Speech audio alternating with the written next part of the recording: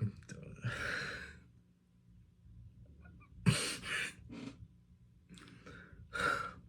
Hello, ladies and gentlemen. Welcome to another video.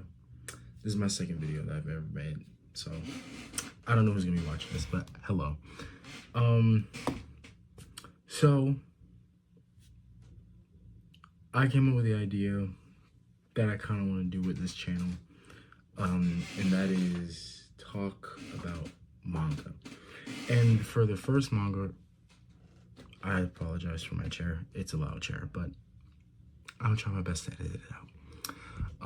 So the manga that I decided to talk about first on the channel, which will not be the last because I plan on doing another one after this, is one that I've personally never heard of for. Cut that out. Is one I personally haven't heard of before, nor have I heard of the mangaka. And that is Dementia 21. I read it throughout the week, and oh boy. When I tell you this manga is a fever dream, this is probably the most fun I've had reading a manga, and the most that I've been kind of disgusted reading a manga. Like, there are certain chapters, especially chapter 2, that really grosses me out in a way. Pretty much what I have to say is chapter 2 is weird.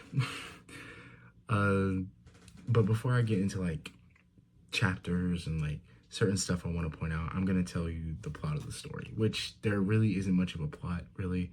But the way the plot is that we follow this character. Her name is Yuki. She's a home health aide. She's a CNA. And pretty much the thing in this story is that there is a point system for CNAs. And there's a jealous woman. She doesn't like that Yuki got a higher score than her. So she pretty much sabotages her into getting Yuki into terrible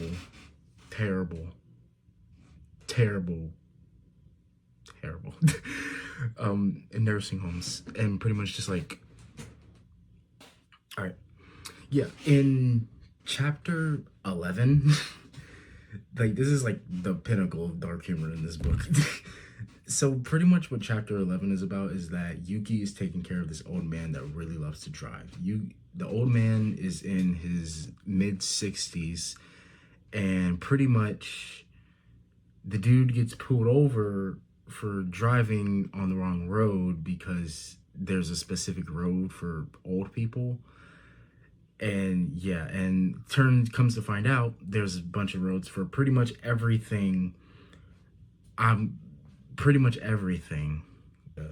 Yeah, but it even gets to the point, like, there's so many different roads for literally everything. There is a road that is pretty much for people that want to off themselves. That's the best way I can put it. There's a road of like people wanting to off themselves, if you get what I mean. It's wild. It's very wild. And yeah, like, there are more evidences. There's more evidence of dark humor. I feel like I noted some down. 1 second.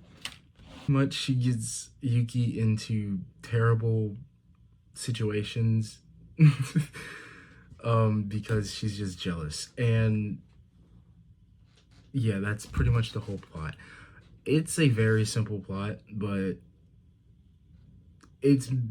the book isn't really about the plot. It's literally about the quest that this girl goes through, which, I won't lie, Yuki's a better main character than me, because I definitely would have quit.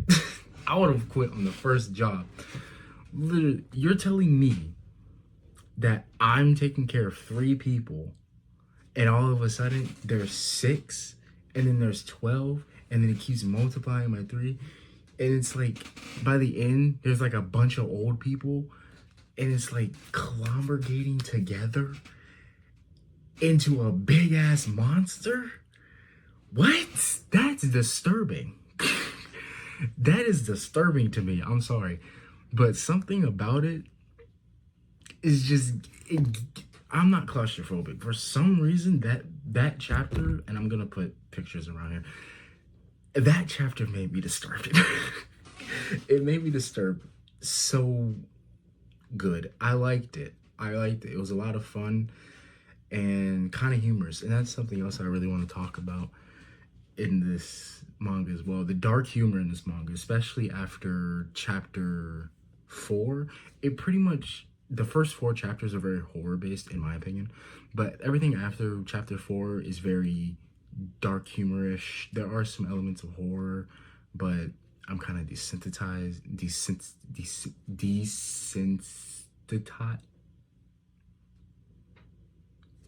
words.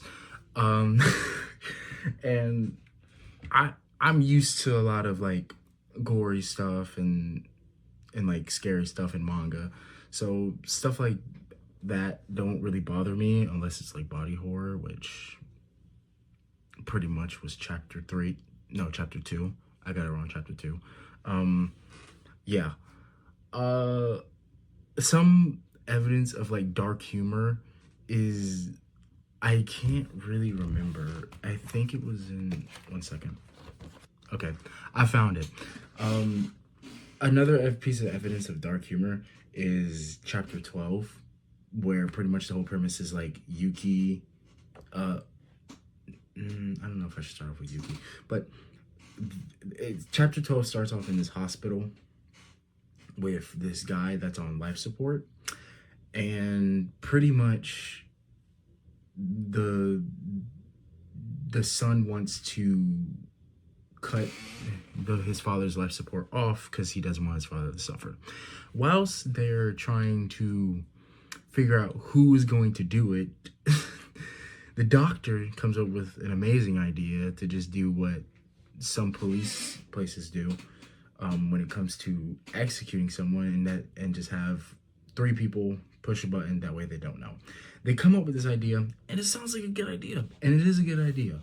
But then they go through the idea just to end up killing the wrong person, and they pretty much accidentally kill like 10 different people throughout this entire thing. And it's funny. Like, it's bad, but it's funny in a way. Like, I like dark humor, but it's funny, okay? It's funny. Bad, but funny. And yeah, and it also gets into like a lot of like imagery. The imagery in this book, by the way, put some examples gradually. The imagery in this book is really good. Really good. The artwork is really good as well. One thing that I really wanted to touch up on was the facial expressions. The facial expressions in this book are insane, bro. They're funny. They're funny and kind of uncanny, and it's just, Jesus, bro.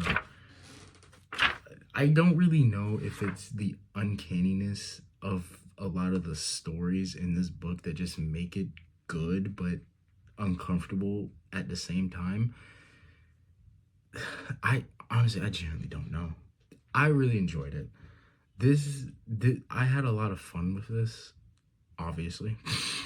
I had a lot of fun with this. What are some of the things I want to touch upon? Oh yeah, I wanted to get into chapter 6, like just the entirety of chapter 6, because the entirety of chapter 6 is crazy, and Jesus. Chapter 6, pretty much what chapter 6 is about is Yuki, the main character, if you haven't been keeping up, there is this competition for home aids, and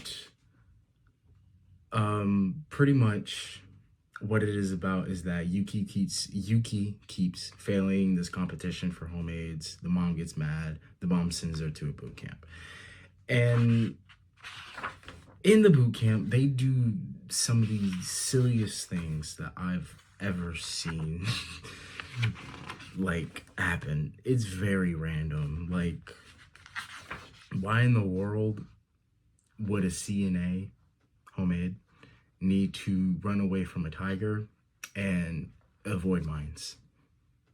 Explain that to me, please, because I have zero clue. Come on. This whole book is just insane.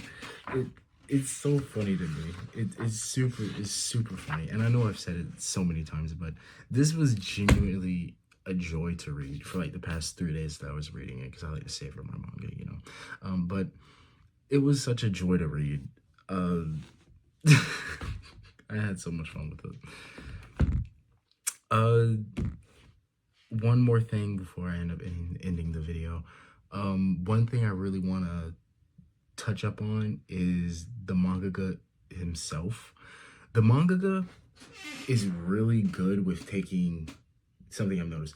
The mangaka is really good with taking the simplest and most basic story ideas and amplifying it into a weird, uncanny way. Like, I can't recall not one time where I actually was like kind of bored with reading it, because I was just curious. What is the next chapter going to be like? I read this chapter. That chapter was good and weird, but what is this next chapter going to bring? Like, you kind of get what I mean? It's kind of like that. And it's like, it's constantly giving you new stuff. And that's what I really like about this manga. And it's why I honestly really like story collections a lot, like Junji Ito. Junji Ito is my favorite mangaka, and his story collections are phenomenal because they're all so drastically different and just extremely random. Like, and I love it. Like, I like stuff like this. Short stories and everything like that is something that I can easily get behind, other than just a normal series and me having to buy multiple volumes and keeping up with it. It's difficult because I get impatient and bored. But yeah, another thing, the mangaka, really good job. The art in this is basically, I don't know if you can see this, but that is insane. I'm gonna put more examples on the screen here. But yeah, if there is one thing that I love about manga, that is the art style. If the art style is there, then the manga is going to be good in my book. Even if the story is the most baseline story of all time, if the art is there, it's fire. Because I personally like to draw. Obviously, I drew that over there. I drew that whole thing over there. I also have a drawing over there. And a bunch of other drawings that I've done that's hidden away. But that's what I like. I like drawing and stuff like that. I'm not good at it, but I like to draw. So when it comes to manga and art, I mainly look at the art and be like, wow, okay, I can tell this is going to be good because the art is phenomenal, even if the story's basic and bland. Anything else? Honestly, no. If you enjoyed this video, I don't know who's gonna be watching this video. Honestly, this video could get 0 views, and I honestly wouldn't care. I'll still probably upload the next video, you know, because it's part of the journey.